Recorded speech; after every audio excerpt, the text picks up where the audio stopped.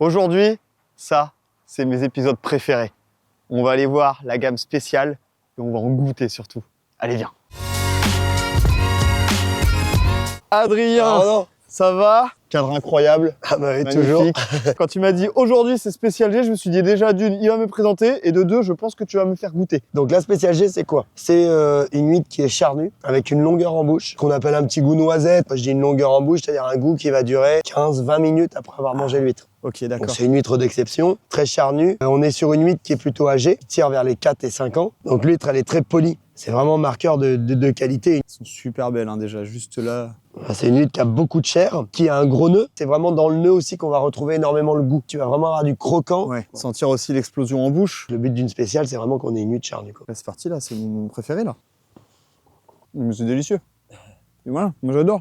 C'est vraiment en plus une huître qui me tient à cœur. C'était mon projet BTS, justement, juste avant de rejoindre à 100% l'entreprise. L'entreprise, c'est ton familiale. huître de création. L'histoire, en plus, elle est encore plus belle. C'est-à-dire que c'est le projet pendant que tu es en études et qui continue à perdurer après ton BTS, après tes études et qui est commercialisé. Exactement. Et aujourd'hui, ça fait quand même partie parmi l'une des gammes qu'on vend le plus dans l'entreprise. C'est ce que j'allais te demander. Du coup, c'est la gamme qui est le plus consommée Alors, par tes clients. Non, ça reste quand même la fine. Après, à l'intérieur de la spéciale G, donc on a différentes tailles.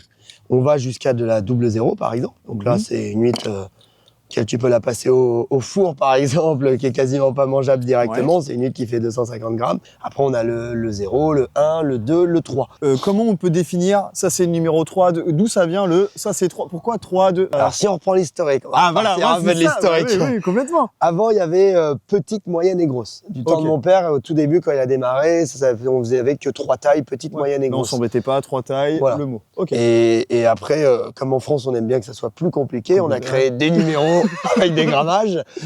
Quand c'est que vous mettez des virgules après 0,5, 0,75. Je pense qu'on va y arriver un jour. Et du coup, on a créé donc tous ces numéros. Donc maintenant, ça part du 5 jusqu'au 00. Traditionnellement, les gens se sont orientés vers du 3, or qu'avant, donc la huître qui était la plus consommée, ce qu'on appelait la moyenne, et c'était en fait un mix de 3 et de 2. En France, on mange majoritairement du 3, et quand tu vas aller en Asie, ça va être l'inverse. Ils vont manger beaucoup de 1 et de 0. Dans le sud de la France, on mange beaucoup de 2, or que dans le nord de la France, on va manger beaucoup de 4. Donc il n'y a vraiment aucune logique, il n'y a aucun rapport avec le goût. C'est vraiment traditionnel. On est vraiment sur le traditionnel pour la taille des huîtres. D'accord. Elles sont très belles, c'est des chefs-d'œuvre.